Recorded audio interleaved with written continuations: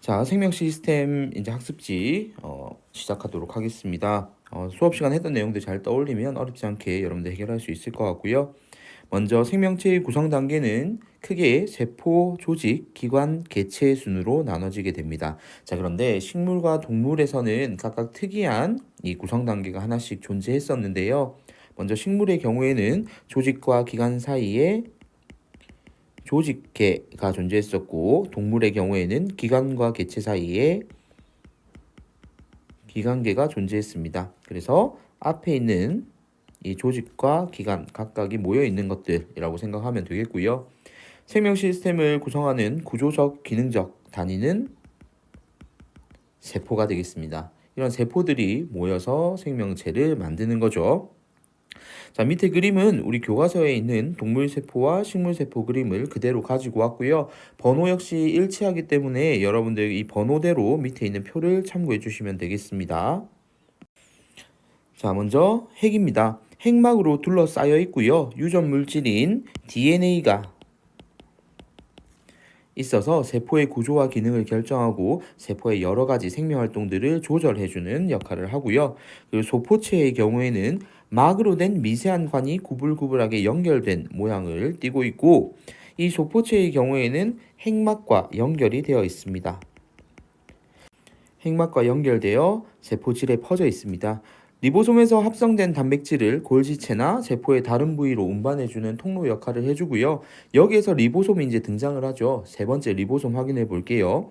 작은 알갱이 모양이고 막으로 쌓여 있는 건 아닙니다. 자, 이게 여러분들이 봤을 때 그냥 동그랗게 이렇게 되어 있으니까 이것도 막으로 쌓여 있는 거 아닌가라는 착각을 할 수가 있는데, 이건 따로 막은 아닙니다. 그래서 요 점은 좀 여러분들 기억해 주시고요. DNA의 유전 정보에 따라서 단백질을 합성합니다.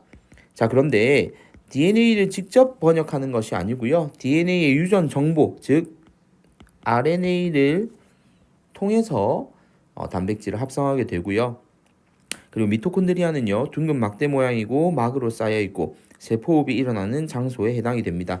자, 이건 모양을 좀 기억해 두셔야 하는데요. 일단 긴 둥근 막대 모양의 안쪽에 이렇게 주름이 있는 모양이 보이면 이게 여러분들이 봤을 때 미토콘드리아다라고 생각을 하면 되겠습니다.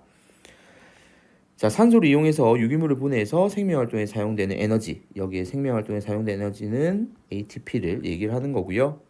그리고 5번의 경우에는 막으로 쌓인 납작한 주머니가 여러 층으로 포개져 있는 모양, 그리고 소포체에서 운반된 단백질과 지질을 저장하거나 변형을 한 후에 막으로 싸서 세포의 안 또는 밖으로 목적지로 보내주는 역할을 하는 게 골지체입니다. 자, 그리고 세포막, 세포 전체를 둘러싸고 있는 막이고요. 세포의 형태를 유지해주고 세포의 안과 밖으로 물질들의 출입을 조절해주는 역할을 합니다. 자, 여기까지는 동물세포, 식물세포 공통적으로 다 가지고 있는 것들이었고요. 이제 지금부터 나오는 7, 8, 9번은요. 식물세포에 한정되어 있다라고 생각하시면 되겠습니다. 자, 먼저 7번 세포벽은요. 식물세포의 세포막 바깥에 있는 두껍고 단단한 구조물로서 세포의 형태, 즉 식물세포의 형태를 유지하고 그리고 식물세포 자체를 보호해주는 역할을 하는 거고요. 영록체는 광합성이 연결되어 있고요.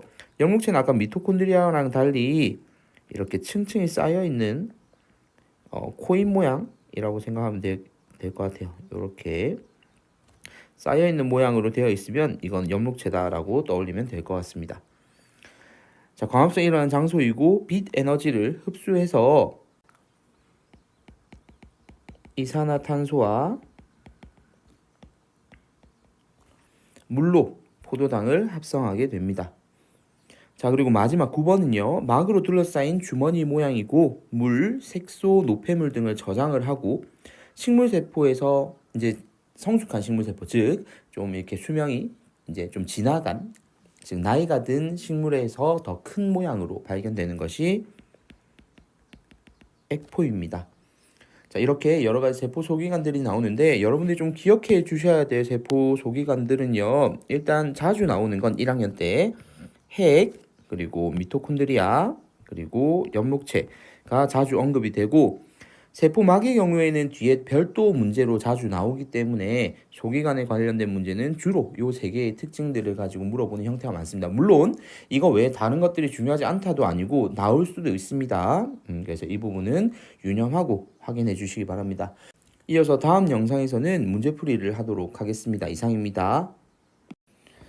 자, 두 번째 세포를 둘러싼 세포막의 기능 들어가도록 하겠습니다. 세포막의 주성분은요, 일단 우리 수업 시간에 다뤘다시피 인지질과 그리고 단백질입니다.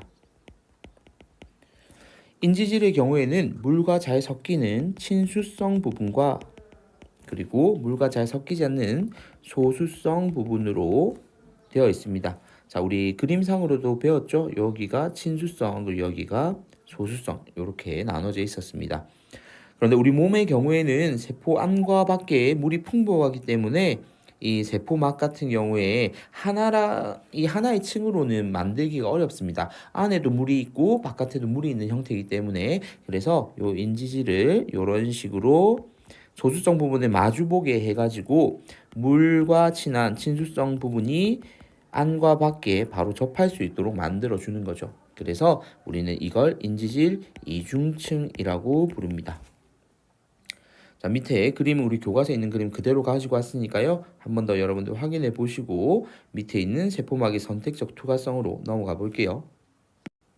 자, 이러한 세포막의 경우에는요, 구성 성분 및 구조에 의해서 물질 종류에 따라서 어떤 물질은 잘 투과시키는 반면에 또 어떤 물질은 아예 투과를 시키지 않는 이런 특성을 나타내는데요. 우리는 이걸 간단하게 물질을 선택해서 통과를 시킨다 그래서 선택적 투과성이라고 얘기합니다. 자, 이 가장 큰 영향을 주는 건 역시나 분자의 크기나 아니면 지질에 대해 잘 녹는지, 왜냐하면 소수성 부분을 통과해야 되기 때문에, 그리고 전하 플러스 또는 마이너스를 띄고 있는지에 따라서 달라지게 되는데요. 그 내용 표에 정리되어 있으니까 한 번 더 확인해 보시고 다음 세포막을 통한 물질의 확산으로 넘어가 보겠습니다. 자, 확산의 경우에는요, 물질을 이루는 분자의 농도가 높은 쪽에서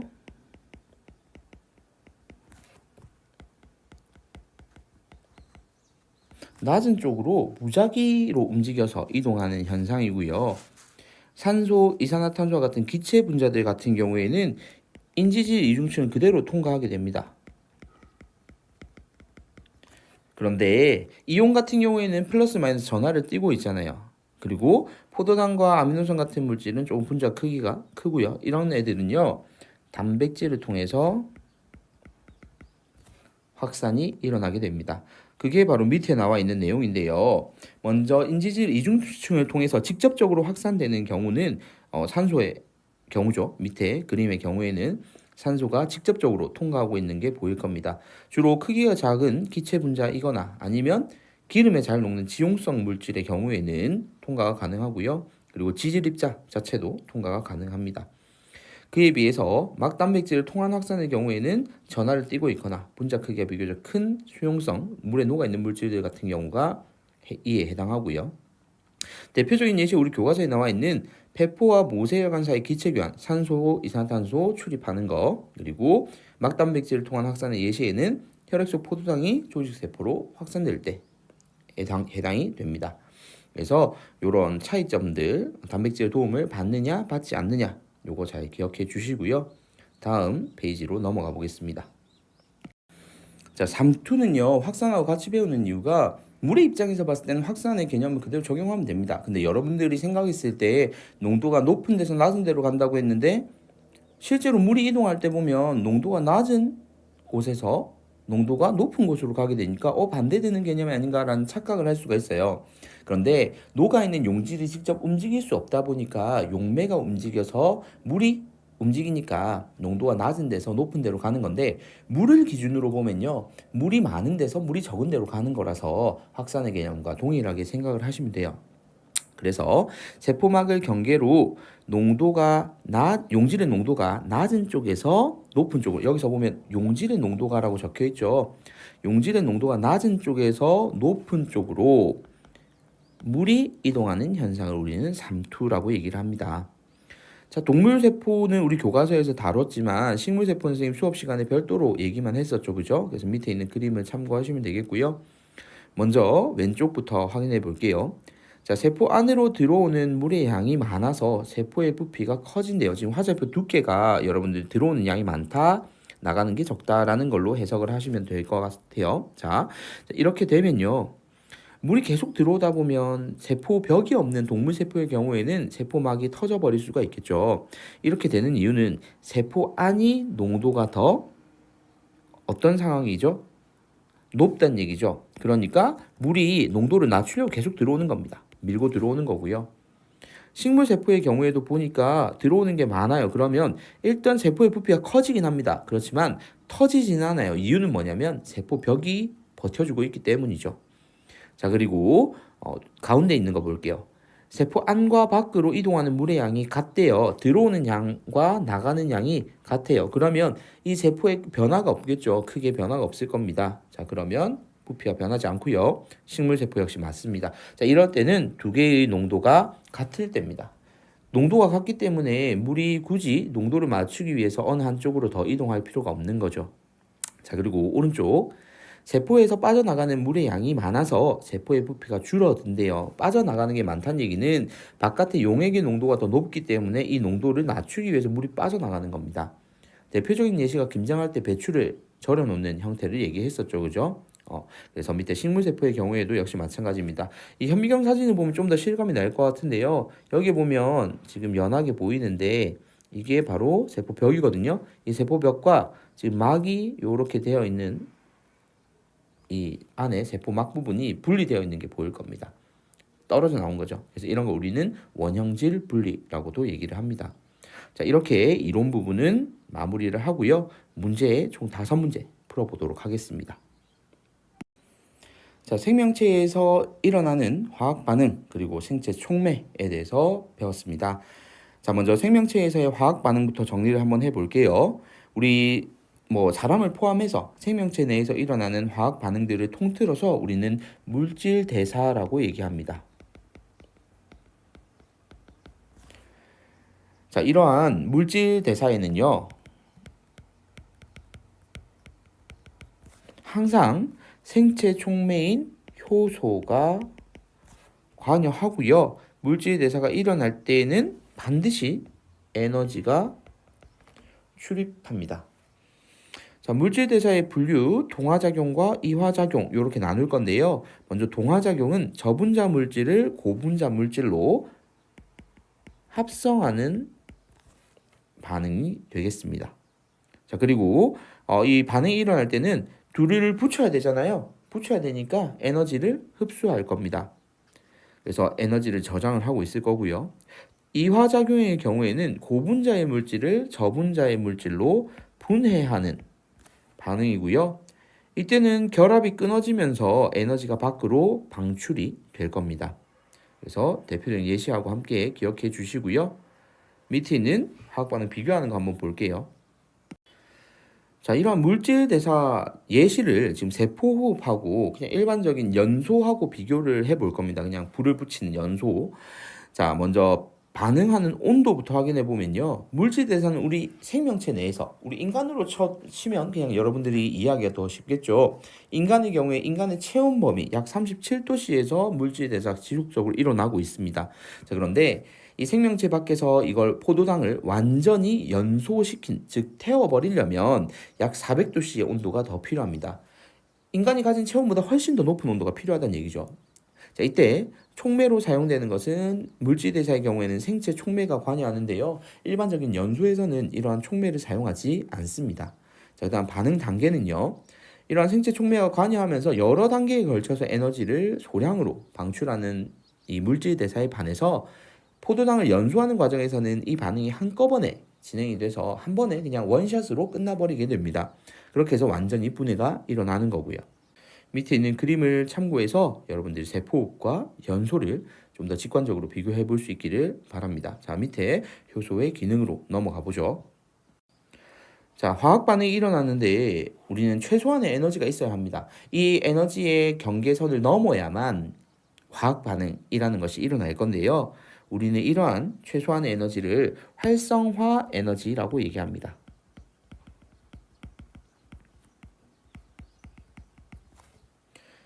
자, 이 활성화 에너지를 그러면 조절을 해줘야 될 텐데요. 바로 우리가 지금 배우는 이 효소가 생명체 내에서 합성돼서 물질 대사를 촉진시켜 주는데 어떤 식으로 촉진시켜 주냐면 활성화 에너지를 낮춰줍니다.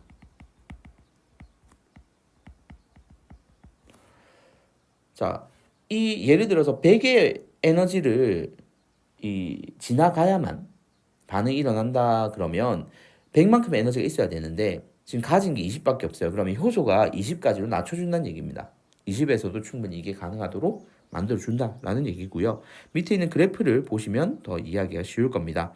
자, 그래프를 보면 반응의 진행 그리고 에너지 이렇게 표시가 되어 있는 그래프가 보일 텐데요.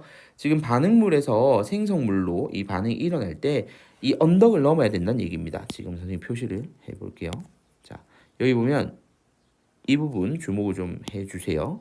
자, 여기 보면 처음에 효소가 없을 때는요, 이만큼의 에너지가 도달해야만 일단 여기까지 올라와야 생성물로 진행이 될 건데 효소가 있으면 요게 지금 요만큼 내려간다는 얘기입니다.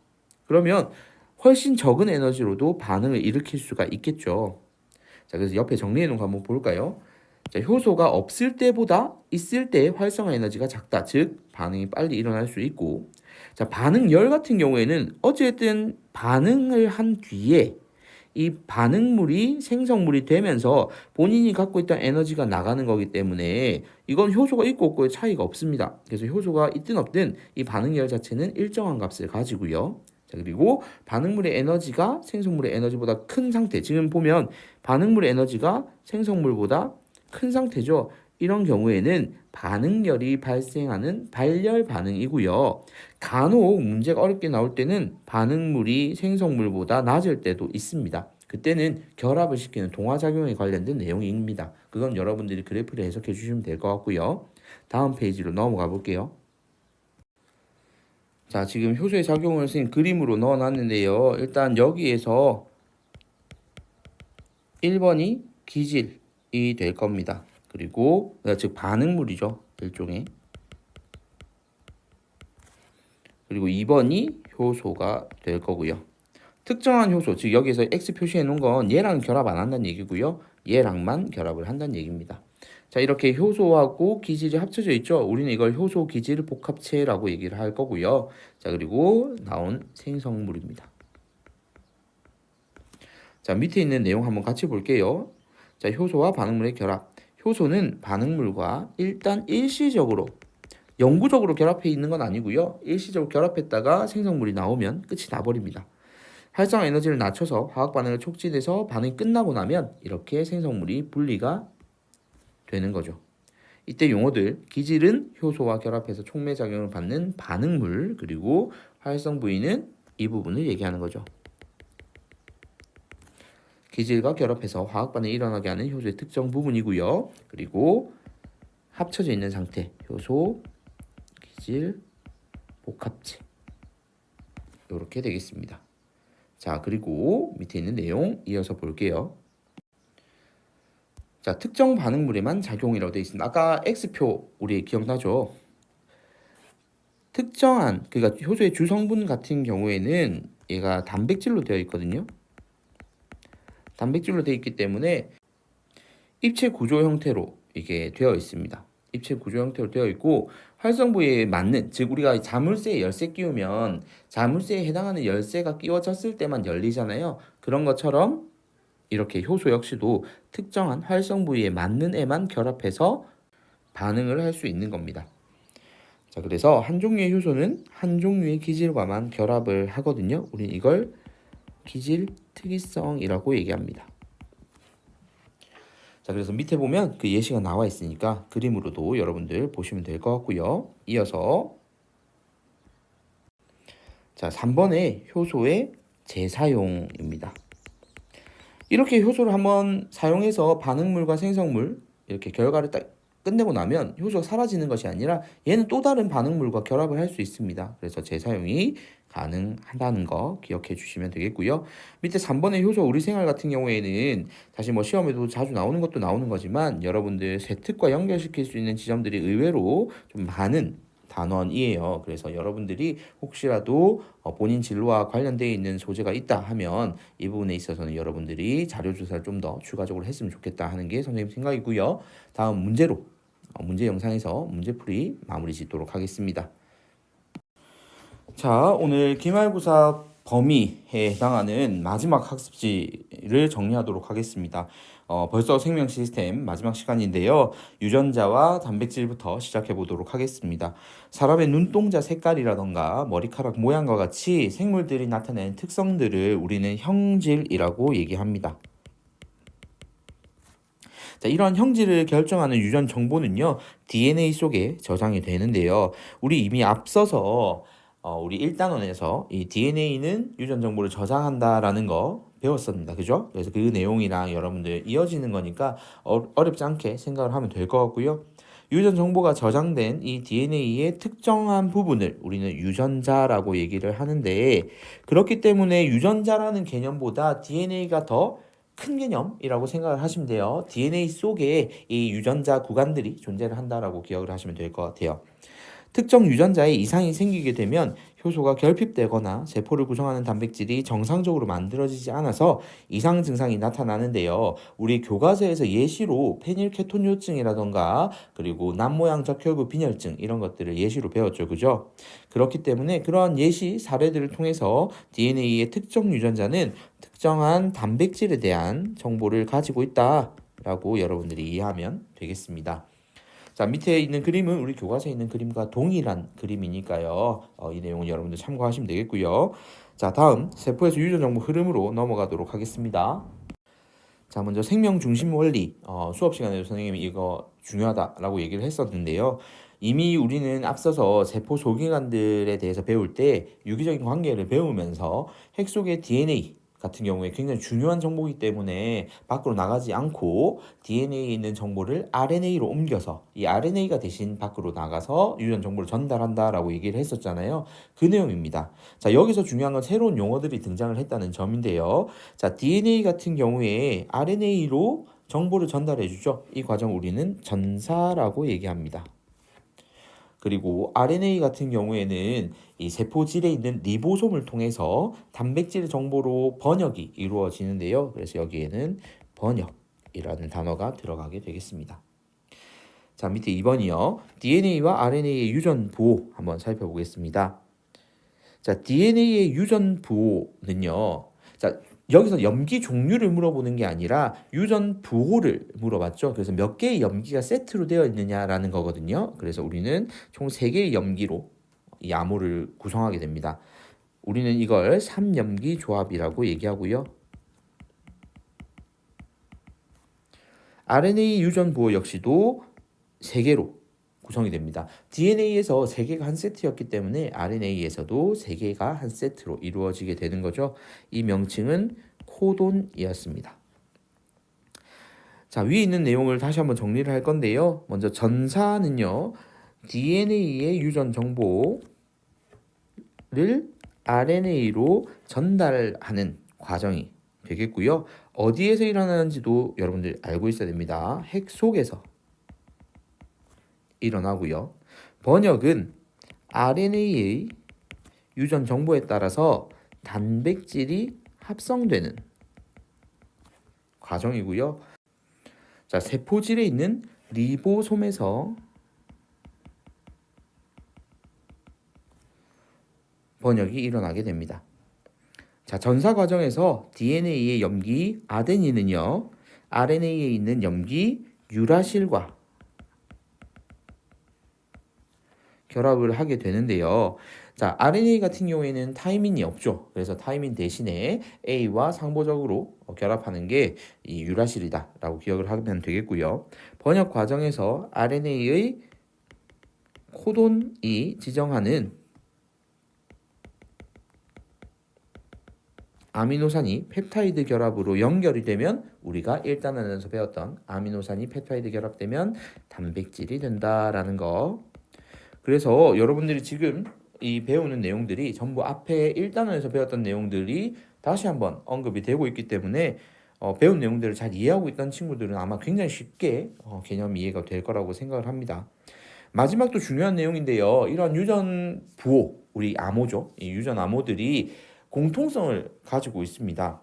세균도 우리랑 똑같은 이런 유전 암호 체계를 가지고요. 사람 역시 마찬가지죠. 그래서 거의 모든, 일부는 좀 다른 애들도 있긴 한데 거의 모든이라고 얘기할 정도로 이런 생명체들이 동일한 유전 보호를 사용하게 됩니다. 이러한 이유가 뭐냐면요. 공통조상, 즉 우리 사람이거나 아니면 또 생명체들 중에서 이제 하등 동물로 분류되는 아이들까지도 공통조상으로부터 진화가 돼서 오래전에 공통조상들이 사용하던 유전 보호가 세대를 거듭하는 동안 계속해서 보존이 돼서 지금 와서 우리가 대장균과 이런 유전 보호를 공유할 수 있는 그런 단계까지 왔다라고 여러분들 생각을 하시면 좀 더 쉽게 이해되지 않을까 싶습니다. 뭐 어렵지 않죠. 그래서 이 개념 설명했고요. 이제 문제 6문제 한번 풀어보도록 하겠습니다.